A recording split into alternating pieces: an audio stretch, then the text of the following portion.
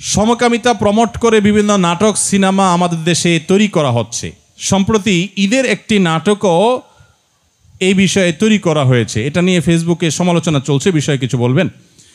ভাইরা আমার, খুবই দুঃখজনক বিষয়, বিনোদনের নামে, নাটক সিনেমার নামে আমাদের দেশে অনেক অবৈধ বিষয়কে স্বাভাবিক করে ফেলা হয়েছে।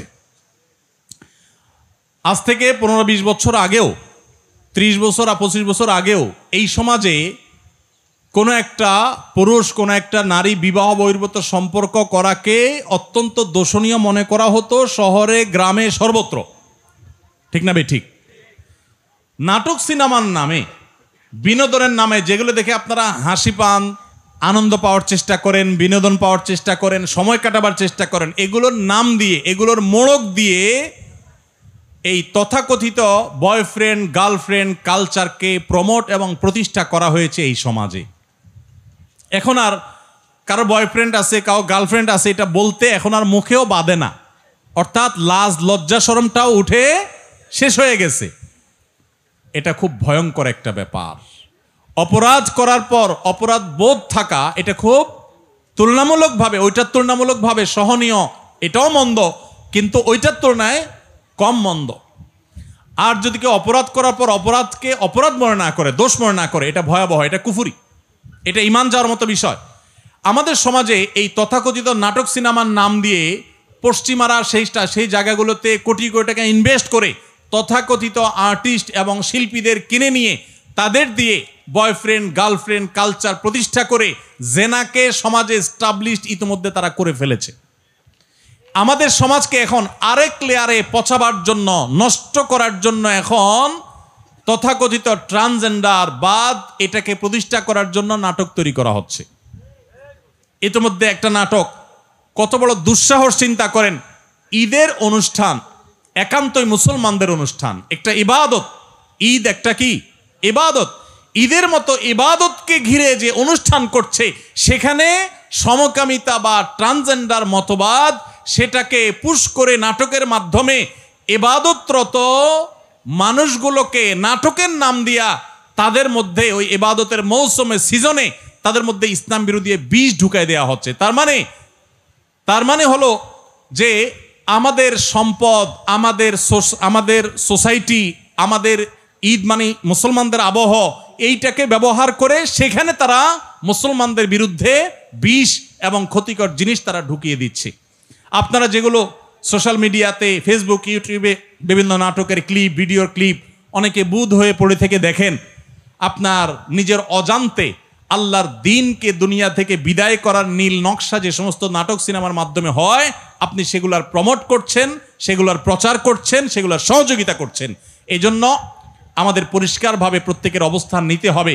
যেই সমস্ত কোম্পানি, যেই সমস্ত আপনার ব্যবসা প্রতিষ্ঠান এই সমস্ত ট্রান্সজেন্ডার মতবাদ, এই সমস্ত সমকামিতা, যেটা আমাদের রাষ্ট্রের আইনেও 2 বছর কারাদণ্ড বলা আছে, এরকম একটা রাষ্ট্রের আইন বিরোধী এবং বাংলাদেশের হিন্দু, মুসলিম, খ্রিস্টান, বৌদ্ধ সকল ধর্মের মানুষের সর্বসম্মতিক্রমে সকল ধর্মমতে যেটা অন্যায়, অপরাধ এবং পাপের কাজ, রাষ্ট্রীয় আইনে যেটা অবৈধ, সেরকম একটা জিনিসকে যারা স্বাভাবিক করার চেষ্টা করছে, তারা হোক বিশ্ববিদ্যালয়, হোক তারা ব্যাংক, হোক তারা মোবাইল ব্যাংকিং কোম্পানি, হোক তারা অন্য কোনো প্রতিষ্ঠান, হোক তারা যেই কোনো প্রতিষ্ঠান, তাদেরকে বর্জন করা, বয়কট করা, উপযুক্ত শাস্তি নিশ্চিত করার চেষ্টা করা আমাদের প্রত্যেকটা মানুষের দায়িত্ব। ভাইরা আমার, আমাদের সন্তানরা ট্রান্সজেন্ডার মতবাদ প্রতিষ্ঠিত হলে, তারা সমকামিতার দিকে ঝুঁকে গেলে পরিস্থিতি কি হতে পারে? আমেরিকার মতো দেশের অভিভাবকরা রাস্তায় নেমে এসেছে, কারণ গোটা সমাজের সিস্টেমটা ভেঙে ফেলা হয়েছে। আপনারা অনেকে বলতে পারেন এটা করে তাদের লাভটা কি? কোরআন খুলে দেখেন, কোরআন এমন এক অলৌকিক মহাগ্রন্থ, 5000 বছর পরে কি হবে কোরআন বলে গেছে, ইঙ্গিত দিয়ে গেছে। আল্লাহ সুবহানাহু ওয়া তাআলা বলেছেন, ফালা ইউগাইয়িরুন্না খালকাল্লাহ, শয়তানের অন্যতম একটা কাজ হবে মানুষের সৃষ্টির মধ্যে পরিবর্তন সাধন করে সেখানে পুরো সিস্টেমটাকে আপনার ভেঙে চুরে একাকার করে দেওয়া। নারী পুরুষের কোনো ভেদাভেদ তারা রাখতে চায় না। আপনারা জানেন বাংলাদেশে এখন অনেক ফরম তৈরি হচ্ছে, ছেলে মেয়ে পরিচয় রাখতে চায় না। শুরুতে শুরু হয়েছে ছেলে মেয়ে, আবার ট্রান্সজেন্ডার, একটা হলো তৃতীয় লিঙ্গ যেটাকে বলেন আপনারা, অর্থাৎ হিজড়া, সেটা তো একটা জিনিস, সৃষ্টিগত ব্যাপার, ওইটার ব্যাপারে তো কোনো ভিন্নমত নাই। তারা তো আল্লাহ সৃষ্টি, ওইরকমই তারা থাকবে, অথবা তাদের ট্রিটমেন্ট করে একটা পর্যায়ে তাদেরকে আনা যাবে, তাদের অধিকার সুসংরক্ষিত সাংবিধানিকভাবেও ধর্মীয়ভাবেও। কিন্তু তথাকথিত ট্রান্সজেন্ডার এবং এই ট্রান্সজেন্ডার উপরে ভর করে সমকামিতা সমাজে প্রতিষ্ঠা করার যে অপচেষ্টা, এইটার বিরুদ্ধে খোদ আমেরিকাতে অভিভাবকরা রাস্তায় নেমেছে। রাশিয়ার মতো দেশ, চায়নার মতো দেশ, তারা বলে দিয়েছে এটা সন্ত্রাসবাদ, অ্যাগ্রেসিভলি তারা এটা ঢুকাচ্ছে। অনেক গার্মেন্টস প্রতিষ্ঠানকে, মালিকদেরকে বাধ্য করা হচ্ছে, আপনি সমকামিতাকে সমর্থন করেন কিনা, তাহলে আপনাকে ফান্ড দেয়া হবে, আর না হলে দেয়া হবে না। তারা নারী পুরুষের পরিচয়কে একাকার করে দিয়ে এখানে যে বিশৃঙ্খল পরিস্থিতি তৈরি করতে চায়, আল্লাহ বলেছেন এটা শয়তানের এজেন্ডা। ফালা ইউগাইয়িরুন্না খালকাল্লাহ, আল্লাহর সৃষ্টি নারী এবং পুরুষ, এগুলোর মধ্যে পরিবর্তন সাধন করে এগুলোকে মেসাকার করে, একাকার করে, বিশৃঙ্খল করে ফেলা, এটা শয়তানি এজেন্ডা যেটা বাস্তবায়ন করছে। অতএব ঈদের অনুষ্ঠানে বা যে অনুষ্ঠানেই হোক, নাটকের নামে, সিনেমার নামে আপনারা একটার পর একটা অবৈধ জিনিসকে সমাজে স্বাভাবিক করে ফেলবেন। এখন আবার সমকামিতাকে স্বাভাবিক করার এজেন্ডা নিয়ে নামছেন। আপনারা কিছু পয়সা কড়ি পাবেন, কিছু ফান্ড পাবেন, এগুলো নিয়ে দেশে বাইরে চলে যাবেন, ওই কানাডার বেগমপাড়ায় চলে যাবেন, আমেরিকায় চলে যাবেন, আর আমাদের সমাজকে, আমাদের সন্তানদেরকে ধ্বংস করে দিয়ে তারপর চলে যাবেন। এটা কোনোদিনই এদেশে মানুষ সহ্য করবে না।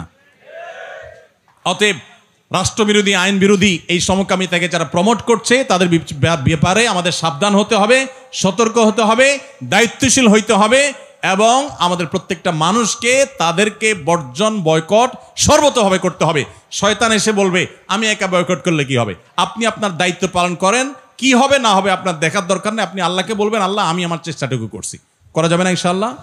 আল্লাহ আমাদেরকে তৌফিক দান করুন। চট্টগ্রামে একটা প্রচলিত কথা আছে, পীর না ধরলে নাকি বেহেশতে যাওয়া যাবে না, সরাসরি নাকি আল্লাহকে পাওয়া যায় না। কথাটা কতটুকু সত্য? এটা শুধু চিটাগাংয়ের কথা না বাজি, পুরো দেশে এগুলা কথা মানুষ কয়। শুধু চিটাগাংয়ের কথা না, এটা সারা দেশেই মানুষ এরকম কথা বলে যে কারোর পীর না থাকলে সে জান্নাতে যাবে না, আর আল্লাহকে পাইতে হলে মাঝখানে ভায়া হিসাবে পীর লাগে। দেখুন, এটা একেবারে ভিত্তিহীন কথা। কোরআন হাদিসের কোনো কোথাও এর কোনো নাম নিশানা নাই। মনে রাখবেন, হিন্দুদের বা অন্য ধর্মাবলম্বীদের সাথে মুসলমানদের যেসব বিষয়ে পার্থক্য আছে, এই পার্থক্যগুলোর ভিতরে প্রধান পার্থক্য হলো তারা ঈশ্বরকে পাওয়ার জন্য বিভিন্ন দেবদেবীর আশ্রয় নেয়, তাই না? দেবদেবীর পুজো করে, তারা তাদের ঈশ্বরদের পাইয়ে দেয়, তাই না? ডাইরেক্ট না। তাদের জ্ঞানের জন্য তারা সরস্বতীকে পূজা করে, আরেকটার জন্য আরেকজনকে পূজা করে, দুর্গার একটার জন্য পূজা করে, এগুলো সব বিভিন্ন দেবদেবী পূজা করে তারা ঈশ্বরকে সন্তুষ্ট করতে চেষ্টা করে। মুসলমানদের মূল থিমটাই হলো ইয়াকা না'বুদু ওয়া ইয়াকা, তোমারই শুধু ইবাদত করি, কোনো দেবদেবীর না, কোনো ভায়ার না, কোনো মিডিয়ার না, কোনো মাধ্যমের না, কোনো পীরের না, সমস্ত ইবাদত শুধু কার? আর তোমার কাছেই শুধু সাহায্য চাই, এটাই তাওহীদ। আর এটার বিনিময়ে আল্লাহ জান্নাত দিবেন। এই জন্য কোনো মুসলমান, কোনো ভাই আমার, কোনো বোন আমার যেন শিরকে লিপ্ত না হন, ভাইরা আমার। হ্যাঁ, অবশ্যই পীর নাম দেন, অন্য কোনো নাম দেন আপনি, কোনো একজন আলিম, কোনো একজন মুত্তাকি, পরহেজগার বা একাধিক কোনো ভালো মানুষ, তার সান্নিধ্যে আপনি থাকলেন ভালো হওয়ার জন্য, তার কাছ থেকে গাইডলাইন গ্রহণ করলেন, কোরআন হাদিসের আলোকে যদি তিনি বলেন তাহলে সেগুলো নিলেন, এটা তার কাছ থেকে ভালো কিছু গ্রহণ করবার জন্য করলেন, এগুলো জায়েজ আছে। বরং শুধু জায়েজ না, এগুলো বরং করা কাম্য। আল্লাহ বলেছেন, ইয়া আইয়ুহাল্লাযীনা আমানুত্তাকুল্লাহ ওয়া কুনু মা'আস সাদিকিন, হে ঈমানদারগণ তাকওয়া অবলম্বন করো এবং সত্যবাদীদের সাথে থাকো। সেই হিসাবে আপনি ভালো মানুষ, নেককার মানুষ, আল্লাহওয়ালা মানুষ, পরহেজগার মানুষ, তাদের সাথে থাকবেন, উঠা বসা করবেন, তাদের সান্নিধ্যে দিবেন। কিন্তু ওই যে পীর না ধরলে, ধরাধরি জিনিসটা তো ভাই ভালো জিনিস না। কি বলেন ও বাজি? ধরাধরি কি ভালো জিনিস নাকি? ধরাধরি করা, ধরাধরি কাউকে যদি ধরে, এটা তো নেগেটিভ অর্থে হওয়ার সম্ভাবনা আছে, তাই না? এখন বলছেন পীর না ধরলে বেহেশতে যাওয়া যাবে কিনা। ভাই, কারো ধরাধরি করার দরকার নেই। নেককার মুত্তাকিদের পারলে সোহবত সান্নিধ্যে যাবেন। এছাড়া আল্লাহ জান্নাতকে কোনো ব্যক্তির উপর ডিপেন্ডেন্ট করে দেন না যে তুমি অমুক হুজুরের পিছে না গেলে, কোনো একটা হুজুর না ধরলে তোমার জান্নাত যাবে না। না, কোনো হুজুরের উপরে আপনাদের জান্নাত ডিপেন্ড করে না। আপনার জান্নাত ডিপেন্ড করে আপনার আমলের উপরে। আলেম ওলামাদের কাছ থেকে কোরআন হাদিসের জ্ঞান আহরণ করবেন, ভালো মানুষের সান্নিধ্যে যাবেন, সে আলেম না হলেও হতে পারে, কিন্তু সেটার উপরে আপনার জান্নাত একেবারে ঝুলে আছে, ওইটা না হলে আপনি যাবেন না, ব্যাপারটা সেরকম না। আস-সুন্নাহ ফাউন্ডেশন, উম্মার স্বার্থে সুন্নাহর সাথে।